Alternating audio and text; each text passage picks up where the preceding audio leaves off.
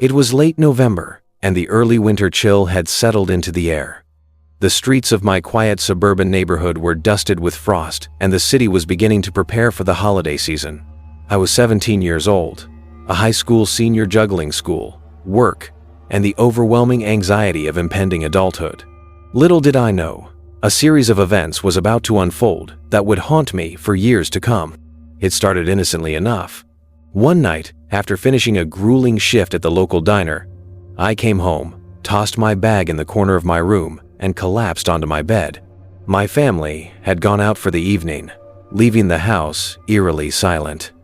Exhausted, I quickly drifted into a deep sleep, but my dreams that night were anything but restful.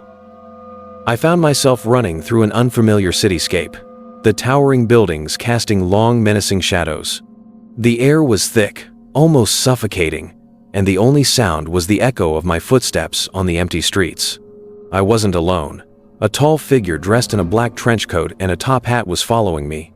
I couldn't see his face, just his eyes, unnaturally large and piercing, watching me intently. No matter how fast I ran or how many alleys I turned down, he was always there, his footsteps methodical and deliberate.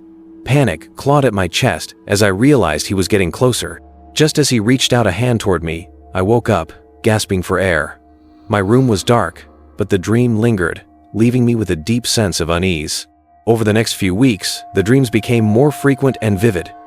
Every night, it was the same man, the same chase, and the same overwhelming dread.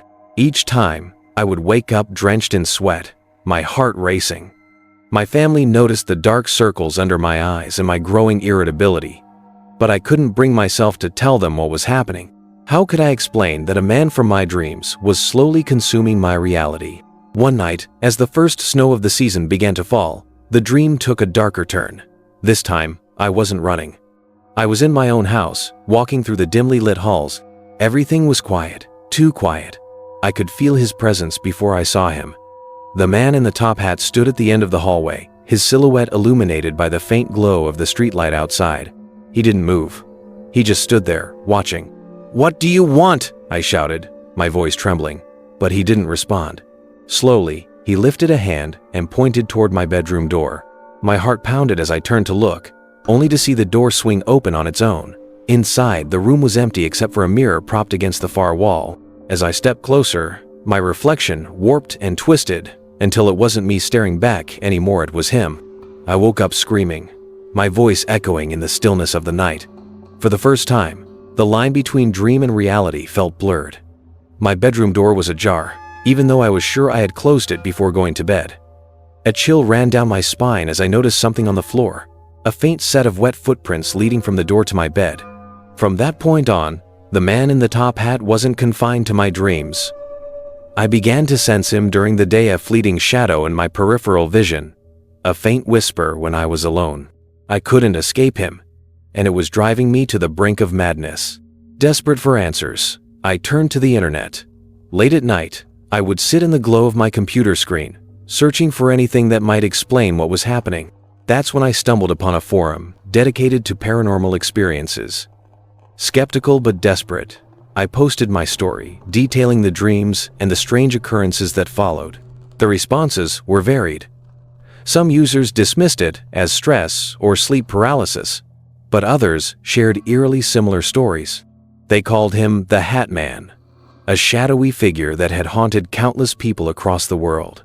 One user claimed he was an omen of tragedy, while another insisted he was a malevolent spirit that fed on fear. One message, however, stood out. It was from an anonymous user who simply wrote, "Don't acknowledge him. He thrives on attention. Ignore him, and he'll go away." It sounded simple enough, but ignoring something that had consumed every corner of my life felt impossible. Still, I was willing to try anything. The next night, as I lay in bed, I braced myself for the dream. Sure enough, I found myself in the same dark city, the same oppressive atmosphere. He was there, as always, his eyes fixed on me. But this time, I didn't run. I forced myself to stand still, refusing to give in to the fear that clawed at me. "You can't hurt me," I said, my voice shaking but resolute. He tilted his head, as if amused. Slowly, he stepped closer, his movements deliberate and unnervingly smooth. My resolve faltered as he reached out, his hand inches from my face. But before he could touch me, I woke up. For the first time in weeks, the dream ended before he caught me. It felt like a small victory, but the battle was far from over. Over the next few nights, I continued to confront him, refusing to run or show fear. Each time he seemed to grow weaker, his presence less oppressive. Then, one night, he was gone. The dream was different. No dark city, no oppressive atmosphere. Just me, standing in an open field under a sky full of stars. For the first time in months, I felt at peace. The man in the top hat hasn't returned since.